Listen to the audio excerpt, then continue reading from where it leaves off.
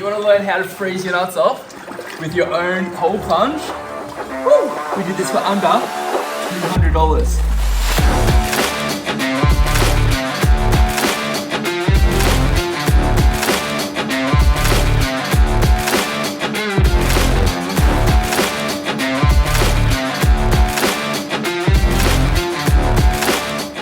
So the first place you want to look is on Marketplace. You're going to head to Marketplace and type in chest freezers and see what comes up. Oh, this first one here looks pretty good. $100. Definitely be hitting this guy up. This one here is 500 litres. That's massive. Probably big enough for 2 people, but we don't want that. And it's $800, so we won't be going with that one. Here's one for $150. It looks like it's in pretty good nick. Bit small though. You want to aim for about 300 litres in total. This one here is good. Price is firm for 300, but this is something that you could definitely convert and be super easy. But we want to have the challenge of keeping it under 200 bucks. This one here is 50. Let's have a look at this one. It says it works, needs a bit of TLC. Please call discuss. Okay, interesting. That's pretty beat up, but I think we could make that work. So we went to the hardware store and we picked up a bunch of stuff. And it all came to 160 bucks.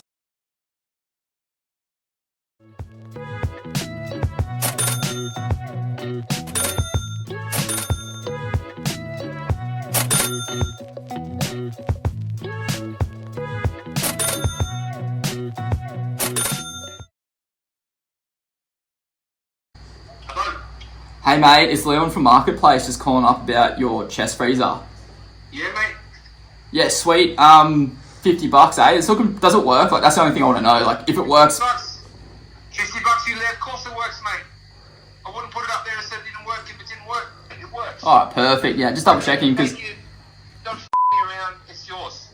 Yeah, sweet. Can we come pick it up? Either tomorrow? ASAP, you let. Come get it. I want it on there. It works. It's been keeping my kebabs cold for years.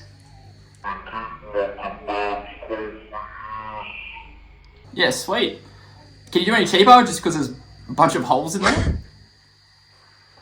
tell you what, if you bring a few of your boys in, you come down now and don't screw me around, you can take it. Yeah, perfect. As long as you just get it out of here. Yeah, perfect. Yeah, send me your address and we'll come pick it up. Send you my address, you come get it. Alright, done. See you, brother. See you, mate.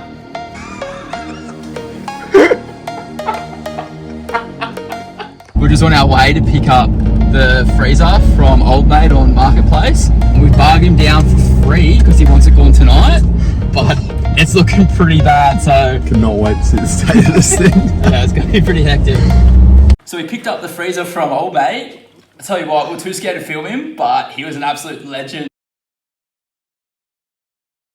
Moment of truth. We've brought it home, supposedly it works. We're about to find out. Fingers crossed. Actually, just about it. Is it on at the wall?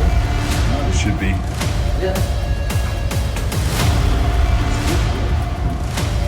There's a button. Oh, there's another one. You'd think it should be rattling a bit. Yeah. Our extension lead is completely broken. Plug them in, see if it works. So we picked up off Old Mate from Marketplace. I'll tell you what, she's seen better days. It's looking pretty bad. Bit rusty.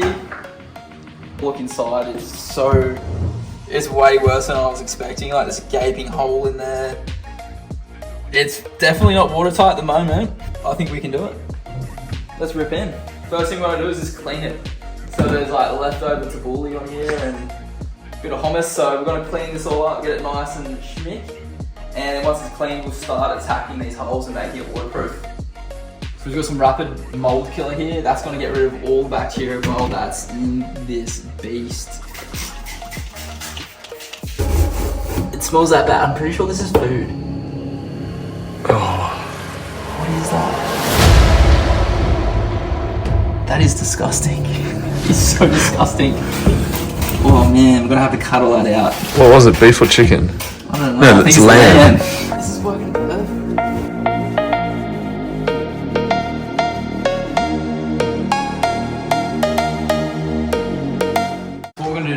is we are going to silicone up all the corners. If you have some kitchen gloves laying around, just chuck some gloves on just because silicone gets so messy, and then you can just run your finger over it just to remove the excess silicone as well. So this one's pretty good. The corners are wrapped. This seam here we're going to have to seal. Every single blemish with this is going to have to get sealed as well, so we'll do that with silicone. We'll probably do the bottom seals as well before we resin it, just so all the lips are completely sealed.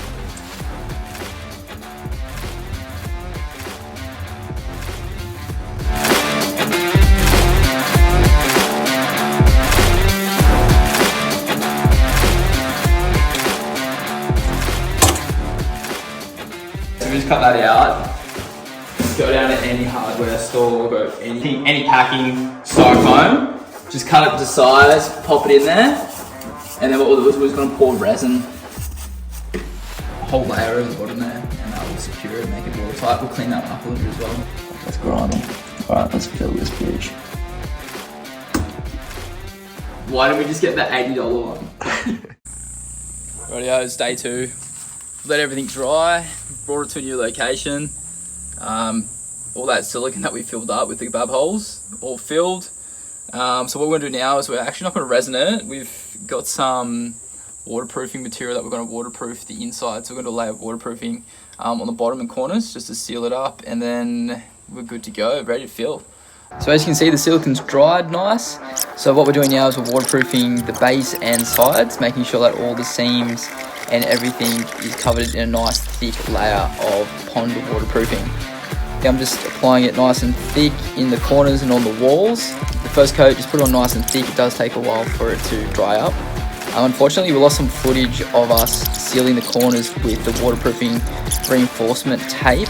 Tim did do a third layer, and you can see him installing it on the seat edge there. So all you do is just cut the tape to length, put it in the corners, put a little bit of waterproofing paint on first, stick that to the waterproofing, and then waterproof over it again. And we did a full layer on the bottom as well, just to make sure that those holes were nice and secure. Just make sure you put it on nice and thick, make sure you get your waterproofing tape in there, and you can do a number of layers, as many as you want, just to be sure.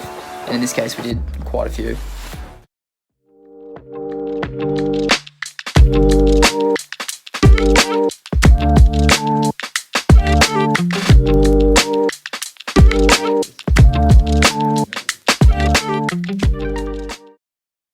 It took us 3 days to build it. We got the freezer for free.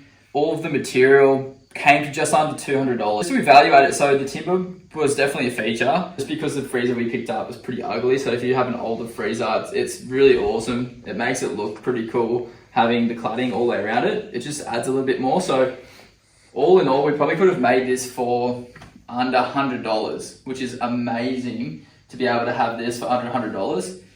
If you include the extras, so the ink bird, the fish pump, and it does probably come up to about $200. And $300 if you include the timber. So it's still really cheap. What I would probably recommend doing is just to find something better on Marketplace. When we were looking on Marketplace, all of them were sold. People just weren't getting back to us, so that's why we went for this one. And we wanted a challenge to do something that was pretty beat up, pretty hard, holes in it. We wanted to make it a challenge for us. If I had to do it again, honestly, if you buy one that's secondhand, that doesn't have any blemishes, all you have to do is silicone it, do a layer of waterproofing, and you're ready to go. And it just cuts out a lot more hassle. So that's one thing. I would probably go even bigger. So this was 350 litres. I would almost go to 500 just to be more comfortable. So you can fully lay down in there. Don't have to worry about the water volume coming up. And if you're a bit bigger in size, you can have more water in there as well. All in all, this is perfect. So this is 350 litres.